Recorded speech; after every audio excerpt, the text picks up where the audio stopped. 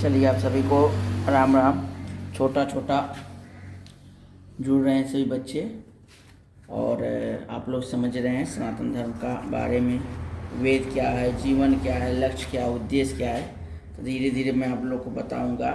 देखिए, जीवन में जीने के लिए सबसे ज़रूरी बात ये होती है कि हम जीवन कैसे जिएं, जीवन कैसे जिया जाए, क्यों जिया जाए, क्या कारण है, हमें पढ़ाई कैसे करना है, शिक्षा कैसे लेना है, शिक्षा का महत्व क्या है, कैसे शिक्षा को हम आगे बढ़ा सकते हैं, ज्ञान कैसे हासिल किया जाता है, ज्ञान का उद्देश्य क्या होता है, ज्ञान पाने की प्राप्ति के बाद आपके अंदर क्या क्या चीज़ की विचारों की अंतर आता है, क्या क्या विचार आपके अंदर परिवर्तन होते रहते हैं, यही ज्ञान है।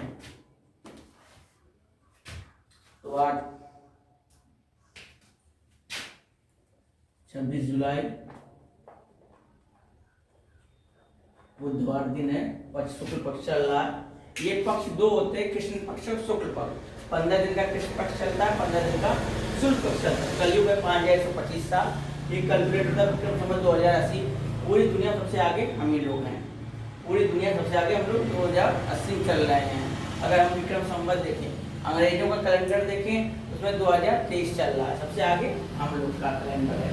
ये महानता होती है, इस धर्म की महानता है, सनातन धर्म की इसलिए महानता है। हम लोग को गर्व होना चाहिए कि आज भी पूरी दुनिया पे हम ही लोग का ज्ञान आधारित है, ज्ञान हम ही लोग का आधारित है। संपूर्ण दुनिया में जितना भी खोज होते हैं, रिसर्च होते हैं, सब कुछ वेद से निकला है।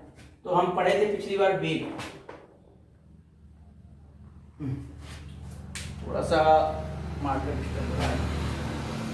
थोड़ा सा बजट बने तो थोड़ा सा बढ़िया लाऊं। हमारे पढ़ेंगे वेद।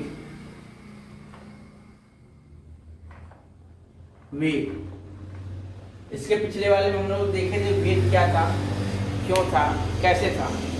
ठीक है, वेद का महत्व क्या था, ये चीज हम पिछले वाले देखे थे।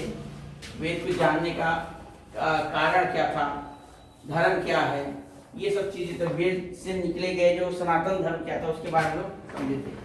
आज हम केवल वेद को जानेंगे। सनातन आप सभी लोग समझ लिया होगा, जान लिया है। सनातन का जो महत्व होता है 5 तत्व पे आधारित होता है: सत्य, दया, क्षमा, करुणा, त्याग। इसी पे सनातन धर्म चलता है। अब देखिए एक चीज और मोटी क्षमा। वेद हम बाद में बताएंगे। क्षमा देखिए, क्षमा का मतलब क्या होता है। बहुत लोग गलती कर दिए हैं, क्षमा को नहीं समझ पाए, क्लियर रूप से क्षमा जो वर्ड है उसको नहीं समझ पाए, इसीलिए उनके जीवन में बहुत ज्यादा उथल पुथल हो गया। कहते नहीं, जो क्षमा नहीं समझ पाया है, जो क्षमा की मीनिंग यानी अर्थ को नहीं समझ पाया, उनका जीवन ऐसी तैसी हो गया है। तो अब देखिए क्षमा का मतलब क्या होता है। हम वो चीजें क्षमा कर सकते हैं जो जीवन में जरूरी है।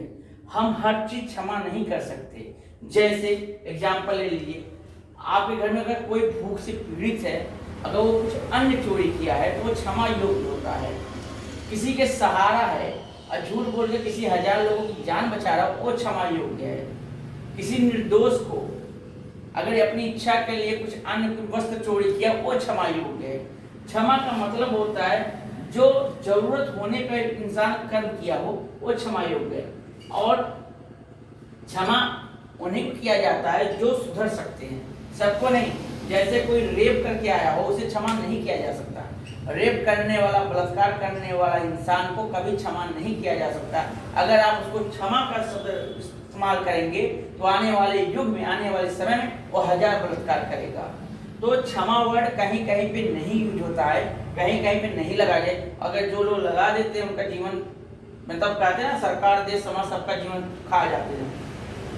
कोई मर्डर कर दिया, किसी को जान से मार दिया, किसी भी कारण से किसी ने किसी को मार दिया अपनी इच्छा के लिए।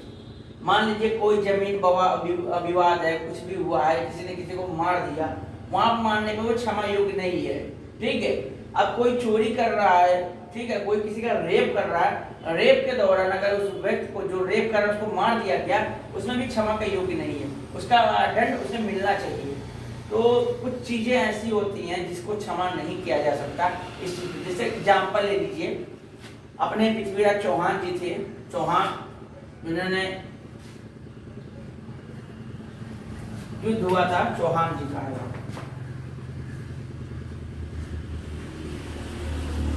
चौहान जी थे, बहुत प्रतापी थे, युद्ध कला में निपुण थे। कहा जाता था ये अभी अपने समय में ये मतलब बाण चलाते थे, बिना सुनकर बाण चलाते थे।